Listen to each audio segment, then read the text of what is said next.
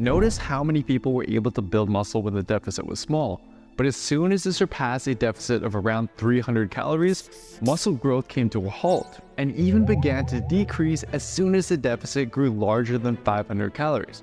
However, based on this data, if you want to maximize your odds of being able to recomp, it's likely that a slight deficit of around 200 to 300 calories is best. I would say sort of the simple and direct answer is to try to keep the caloric surplus pretty judicious. So 10%-ish above maintenance conditions, which could be for somewhere between 200, possibly 300 calories above what you see as maintenance. And the common thread amongst these recomposition studies was that protein was very high. Protein was somewhere between 1 gram to 1.5 grams per pound of body weight. Interesting. So now we've upped the protein intake. Yes. Could we even say that the caloric, this 10% above maintenance should come from quality protein? Exactly. Yes, yes.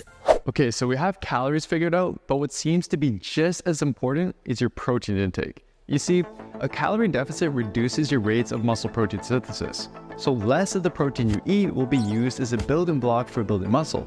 Eat too little protein, and your body will start to look for it elsewhere, such as your existing muscle mass. As for how much to eat to counteract this, let's take a look at 3 studies. There's a series of studies done by Joey Antonio and colleagues where they fed the subjects 400 to 800 calories above and beyond their habitual intakes just in protein.